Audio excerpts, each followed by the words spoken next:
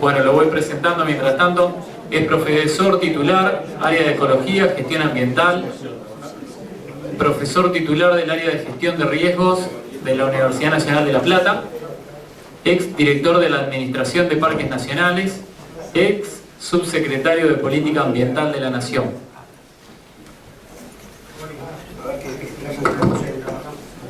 Bueno, y mientras buscan la presentación, yo les voy introduciendo.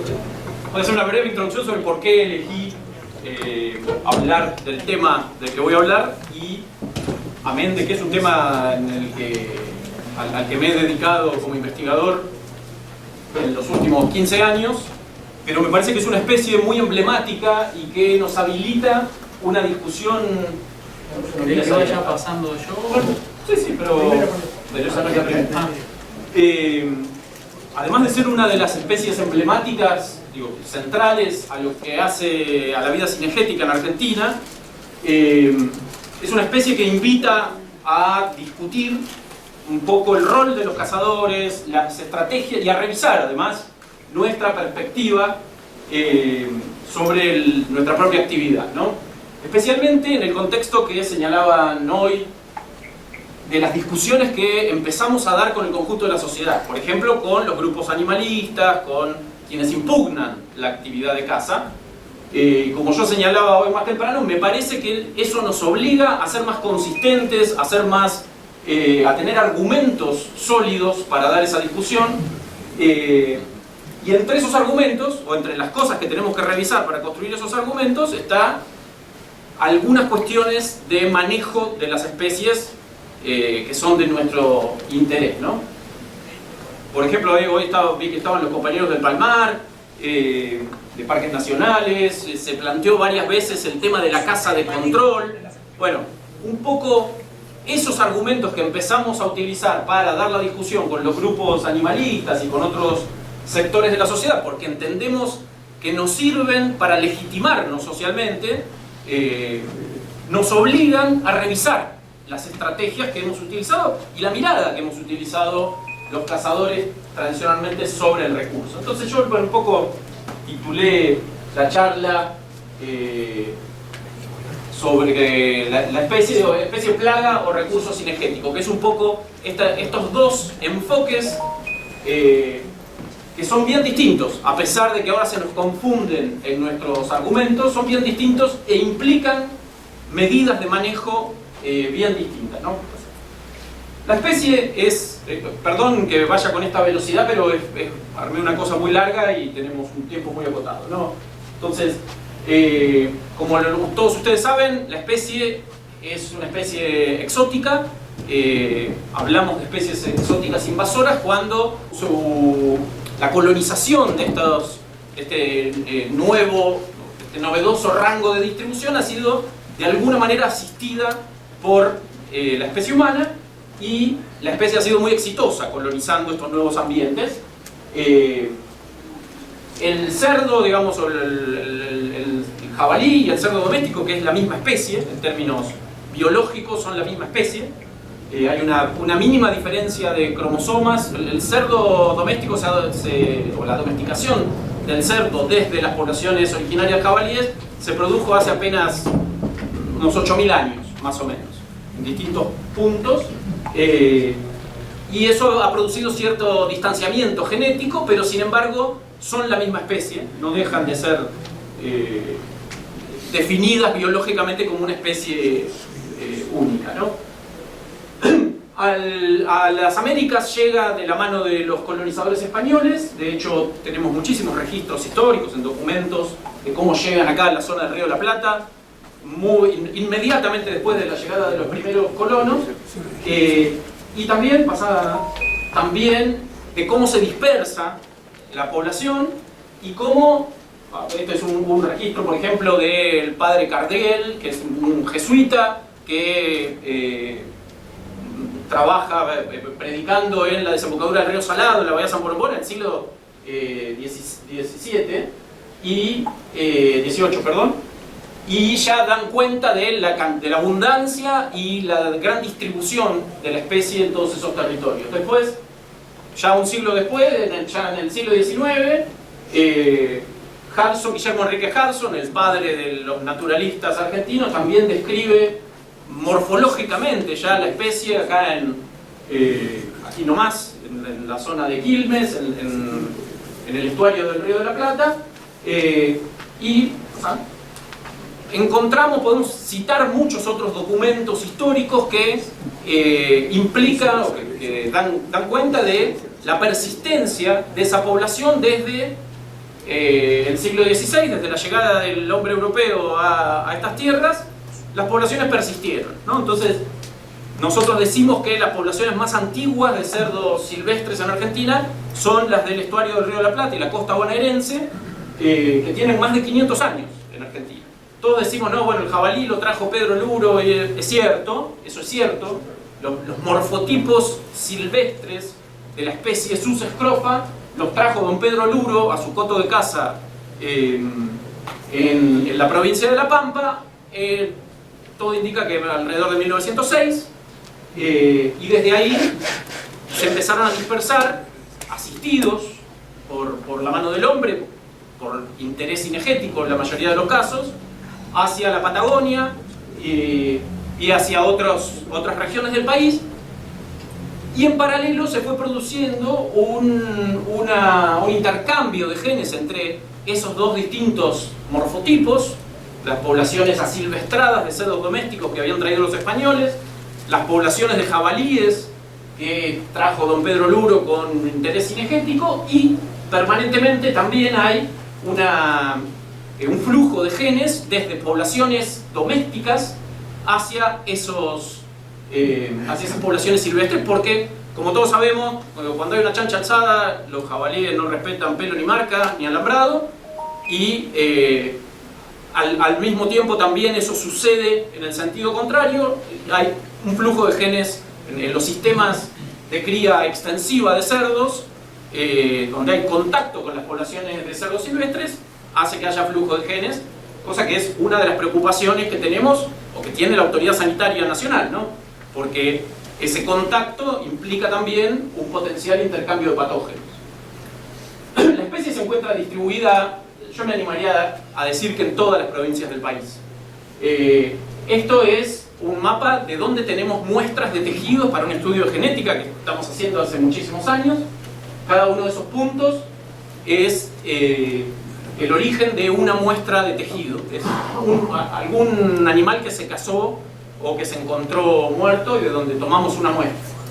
Pero probablemente la distribución sea aún mayor, probablemente no tenemos datos en Santa Cruz, por ejemplo, o en la provincia de Catamarca, pero todo indica que ya han colonizado esas provincias también. Desde el punto de vista ambiental, la especie en todo el mundo, en todo su rango de expansión, ha sido identificada como una de las especies más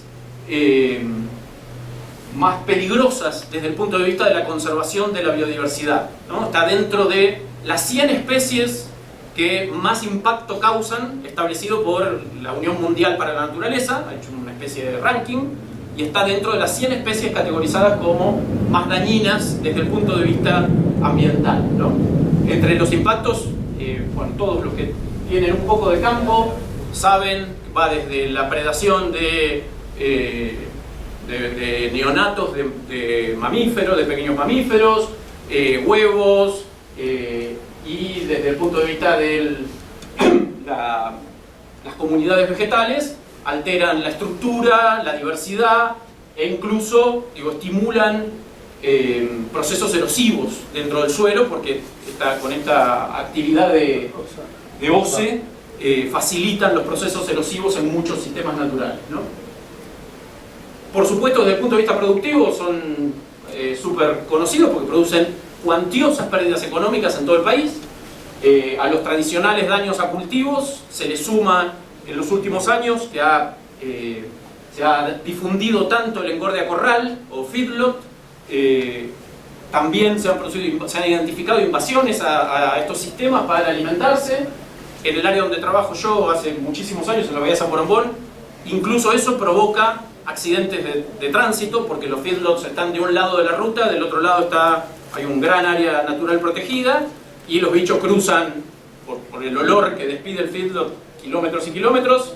Hay un tráfico sobre una ruta interbalnearia muy importante y hemos comprobado el incremento de los accidentes de tránsito desde que se instalaron los feedlots del otro lado de la ruta, ¿no? A lo que apuntaba al principio, toda esta cuestión, digo, hemos presentado a la especie Sus scrofa en sus poblaciones silvestres como un problema, ¿no? Un problema, una plaga agrícola y un problema para la conservación de la biodiversidad. Lo hemos demonizado de alguna manera. Esto nos sirve a los cazadores además para legitimar nuestra actividad frente a la sociedad. ¿Por qué? Porque somos la solución, o podemos serlo, la solución a muchos problemas económicos. Disminuir la densidad de las poblaciones siempre implica disminuir las pérdidas económicas y podemos contribuir a, de alguna manera, reducir el impacto ambiental que la introducción de esta especie exótica invasora ha producido, como en el caso del palmar o de otras áreas protegidas, donde los cazadores tienen un rol activo en el manejo de la especie. Sin embargo, y acá es cuando entramos en crisis, los criterios de manejo que hemos tenido tradicionalmente para los recursos cinegéticos entran en colisión con este nuevo concepto del control, ¿no? Si demonizamos a la especie y si definimos que ese es el camino que nos va a servir para conseguir más consenso con la sociedad, para sentirnos útiles en una función que excede la función recreativa de la caza, tenemos que revisarlo. ¿Por qué? Porque tradicionalmente los recursos cinegéticos se manejan para no sobreexplotarlos. De hecho, todos los manuales de manejo de cotos que tenemos desde la época de la nobleza europea, ¿no? Indican que el manejo de una población silvestre debe hacerse para no sobreexplotarla y además para obtener algunos individuos, que son los que vamos a extraer de la población, que deben tener determinadas características para considerarse deseables para los cazadores, ¿no? Llámese trofeo. Un trofeo es un individuo de alguna manera singular dentro de una población y el manejo de esas poblaciones con el objetivo cinegético se hace para obtener más trofeos y de mejor calidad. Bueno, ese tipo de estrategia, está absolutamente reñida con los criterios de manejo que tenemos que impulsar o en los que nos tenemos que involucrar como cazadores si queremos ser útiles a esa otra función. Y en esto nos exige, digo, yo también se lo planteaba hoy cuando hablaba del principio precautorio, esto que tenemos que generar conocimiento, tenemos que generar información para el manejo razonable, racional de las poblaciones animales, también tenemos que revisar las estrategias de manejo en las cuales los cazadores nos vamos a ver involucrados. Porque el manejo de un coto privado, por ejemplo, probablemente esté directamente reñido con el manejo conservacionista que vamos a promover en otras áreas, ¿no? Incluso, uno de los problemas más graves que hemos identificado en esos mapeos que hemos hecho desde hace 20 años a esta parte, tiene que ver con la actividad cinegética. La dispersión de esta especie fue de la mano nuestra. Digo, vamos a sincerarnos. Las traslocaciones ilegales, cientos de traslocaciones que se han hecho, incluso para mejorar la calidad de nuestros trofeos. En el área donde trabajo yo, en la Bahía San Borombón, el morfotipo de los animales que vemos es un chancho feo, peludo, con las orejas caídas, no tiene nada que ver con el jabalí de los grabados grecorromanos que en la cultura cinegética nos presenta como un trofeo deseable, ¿no? Entonces, ¿qué hemos hecho los cazadores? Hemos traído bichos de la pampa y los largábamos clandestinamente dentro de un área protegida. Hemos dispersado a otras áreas nuevas estos animales para poder explotarlas como cotos de caza, con el consiguiente impacto ambiental y con el consiguiente riesgo sanitario que hoy planteaban las compañías de SENASA, ¿no? Entonces, yo el mea culpa que hoy se planteaba lo conduciría más para ese lado, ¿no? Bueno, a ver, ¿cuáles son las actividades que los cazadores, o los que pertenecemos más a esta cultura cinegética, ¿no? Los matadores de bichos, ¿a qué hemos contribuido en algún punto? ¿Y cuáles de esas actividades tenemos que revisar, ¿no? Bueno, esto reafirmando básicamente lo que decía recién. Piensen que si vamos a hablar de control, si vamos a hablar de una estrategia de erradicación de una población de cerdos silvestres, tenemos que extraer, estos son consensos de base científica, ¿no? De hecho, esto está en la estrategia de la Administración de Parques Nacionales. Lo tomé de ahí, lo produjeron un conjunto de biólogos que trabajan hace muchos años con esto, revisando experiencia de todo el mundo. Para erradicar una población, tenemos que extraer por lo menos el 90% de los individuos en un año. ¿Por qué? Porque necesitamos, digamos, que la tasa de mortalidad, la tasa de extracción, en definitiva, a lo que contribuye es a esa variable demográfica, la tasa de mortalidad, sea mayor que la tasa de natalidad. Además de tener en cuenta las migraciones, ¿no? La inmigración y la emigración. Esas son otras variables que también tenemos que tener en cuenta a la hora de manejar la población. Para erradicarla, al menos el 90% de los individuos. Imagínense la estrategia de manejo de un coto. Digo, podemos volasear que estamos haciendo eso, que no, sí, controlamos, pero sepamos que vamos a estar engañando a la sociedad. Para controlar una población y evitar que la población se incremente, necesitamos mínimo un 50% de extracción, digamos, y para quebrar la tendencia al crecimiento de esa población, ¿no? Entonces, eso nos obliga a revisar nuestra actividad. Digo, la caza romántica del cazador que se acostaba y mataba un chancho, que buscabas además el trofeo de mejores características. No, digo, yo lo he hecho, me gusta, entiendo que culturalmente eso representa una tradición. Sepamos que eso no, si seguimos y persistimos en ese tipo de actividades, no estamos haciendo control. Entonces, al menos, digo, incluso si engañamos a los otros, no nos engañemos a nosotros, ¿no? Eso no es control. Entonces tenemos que revisar la actividad. ¿Qué sé yo? Ahora cazar, capaz que, si definimos que los cazadores agremiados en clubes y en la CONAESI vamos a tener un rol, tenemos que cambiar, capaz que no vamos a tener colgado en el quincho un super trofeo, capaz que tiene que cambiar esa cultura, la tenemos que reformular, la tenemos que repensar. O no, o tenemos que buscar argumentos para seguir haciendo lo mismo, eso no lo sé, pero yo lo que digo es que tenemos que darnos esta discusión. Bueno, no, acá era más amplia la charla, porque además para los métodos de control no se usan los mismos métodos tradicionales de la actividad cinegética caballeresca.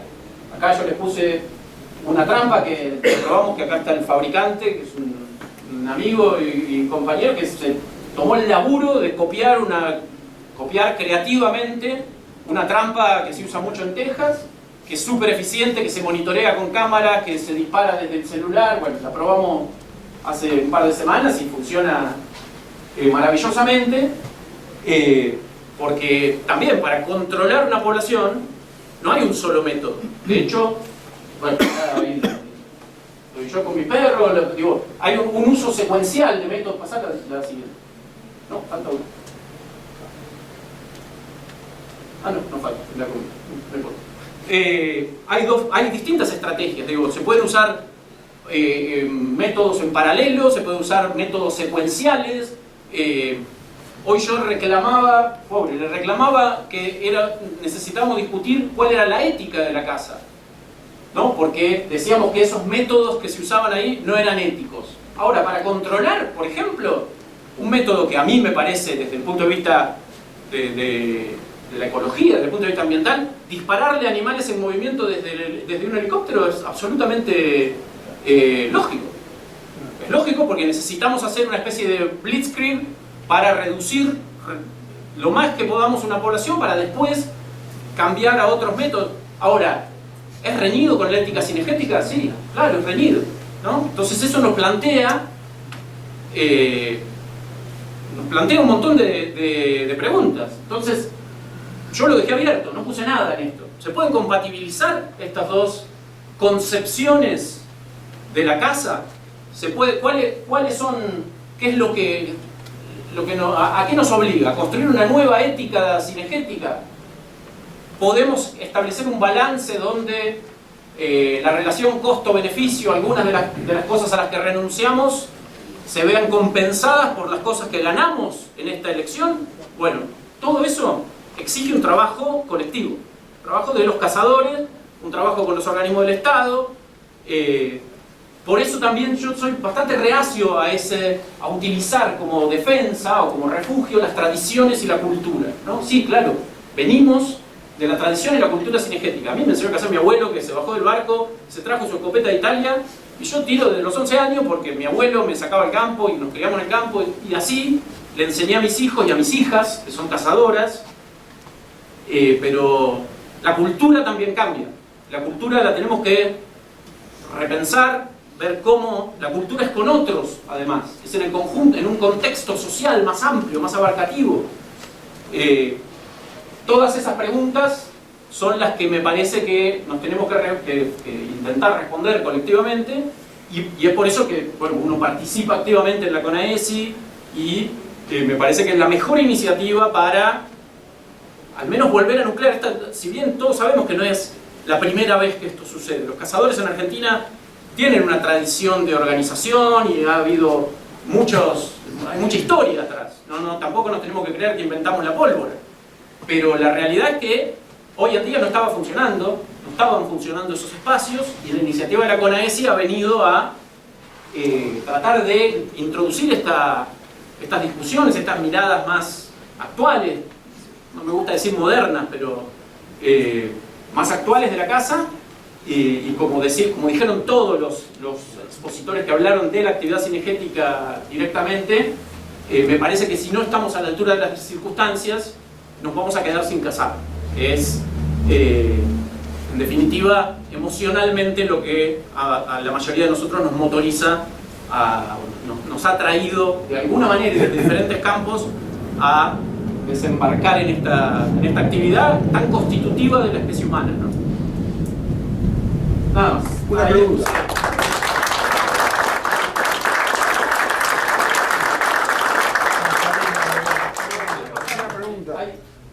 Me puse unos cuantos bonus track de actividades que los científicos hacemos y estamos haciendo son distintos grupos. No sé, estamos midiendo la eficiencia de diferentes tipos de trampas. Tenemos proyectos, y de hecho hemos publicado varios laburos sobre cuestiones de endoparásitos en poblaciones de cerdos. Trabajamos en genética, tratando de ver esto, de sacar de dónde vienen todas las poblaciones del país, cómo se han interrelacionado y cómo esa información puede contribuir a armar una historia. Trabajamos con el SENASA desde ya hace casi 10 años en la vigilancia epidemiológica, para contribuir a cuestiones que hacen a la producción y al comercio internacional. Estamos diseñando modelos potenciales de distribución para predecir cómo se va a comportar la invasión, hacia dónde, cuáles son los mejores ambientes que pueden ser colonizados por los cerdos. Estamos tratando de medir un poco en esto de demonizar al chancho, viendo cómo, por ejemplo, en el área donde trabajo yo, la Bahía San Borombón, la especie ha dado cuenta prácticamente de todas las especies de aves existentes, porque todo lo que nidifica en el suelo, el chancho se lo come, y ahí no hay áreas boscosas, todas las especies de aves nidifican en el suelo. Las densidades son enormes, porque es un ambiente de una altísima productividad, en términos biológicos, entonces el potencial reproductivo es enorme para la especie. Y hay un montón de otras iniciativas que estamos haciendo y que seguramente me olvido. Y abrimos a las preguntas.